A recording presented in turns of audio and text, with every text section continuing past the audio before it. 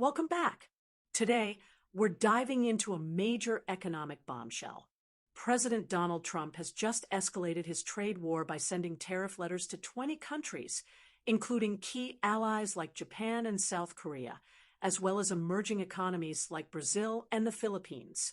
The stakes? Import taxes as high as 50% will take effect on August 1st, unless new deals are reached. Let's break it down. On July 9th, Trump signed an executive order delaying the expiration of certain tariffs to August 1st and sent letters to trading partners outlining new reciprocal tariff rates, meaning the U.S. will match or exceed the duties these nations impose on American goods. The goal? To force what Trump calls fair trade and shrink the U.S. trade deficit. Here's what we know about the new tariffs. 50% in Brazil, the highest, tied to political tensions over Bolsonaro and alleged censorship.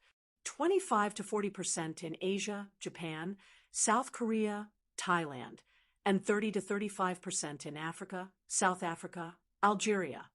20% on the Philippines, despite a modest $4.9 billion trade deficit. These tariffs aren't happening in a vacuum. Here's what's at stake. 1. Retaliation risk. Countries like China have already slashed U.S. exports by $15 billion after earlier tariffs. 2. Economic pain. The U.S. GDP shrank 0.5% last quarter, partly due to tariff disruptions. 3. BRICS warning. Trump threatened an extra 10% tariff on BRICS members Brazil, Russia, India, China for attacking the dollar. The European Union is racing to avoid tariffs. Trump says they're treating us nicely, but warns a letter is coming soon. Why the delay? The EU is a $1.3 trade partner, and tariffs could spark a full-blown trade war. Meanwhile, the UK and Vietnam are the only nations so far to secure deals. August 1st is the hard deadline. No extensions, says Trump. But legal challenges loom. Courts previously blocked tariffs, calling them unconstitutional, though appeals paused the ruling. CEOs warn of price hikes and shortages if tariffs stick. One thing's clear. Trump's America First trade policy is shaking the global economy. Will it bring jobs back or trigger a recession? Let me know what you think in the comments below. Don't forget to like, subscribe, and hit the bell icon for more updates. Thanks for watching. Our next headline today is on Russia-Ukraine peace talks. Pope Leo met Ukrainian President Zelensky in Italy and offered the Vatican as a venue for peace negotiations. Zelensky welcomed the idea, but Russia has rejected the proposal, citing concerns over neutrality. Pope offers Vatican as peace venue. Will Russia agree? Vatican City. Pope Leo XIV has just made a dramatic intervention, offering the Vatican as a neutral ground for peace talks.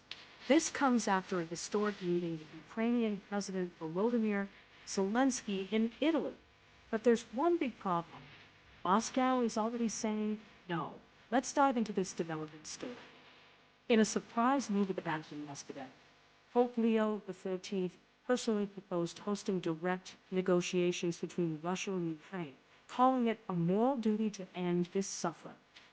President Zelensky, who was visiting Italy for security talks, immediately welcomed the idea, calling the Vatican a sacred space for honest dialogue. But within hours, Russia's foreign ministry shot down the proposal, questioning the Vatican's neutrality. A Kremlin spokesperson stated, "The Vatican has shown clear bias by only meeting with Ukrainian leadership."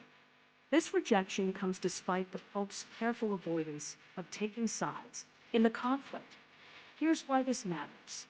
1. Diplomatic deadlock. This marks the third failed peace venue proposal this year after Turkey and Saudi Arabia. 2. Vatican's unique role. The Holy See has successfully mediated conflicts before, including the 1984 Argentina-Chile border dispute. 3. Zelensky's strategy. The Ukrainian leader gains moral authority by accepting, while Putin faces pressure to explain his refusal. Behind the scenes, Vatican diplomats are reportedly working channels to Moscow, emphasizing that the offer remains open indefinitely. No preconditions would be required. All discussions would be completely confidential. Meanwhile, the war continues to rage. Just today, new missile strikes hit Odessa's port facilities, while Russian forces advance slowly in Donetsk. With winter approaching, time is running out for any potential ceasefire. So will Russia reconsider? Can the Pope's moral authority break the deadlock? Or is this another missed opportunity for peace? Drop your thoughts in the comments below. Do you think the Vatican could succeed where others have failed? Don't forget to like and subscribe for more breaking news updates. Stay informed.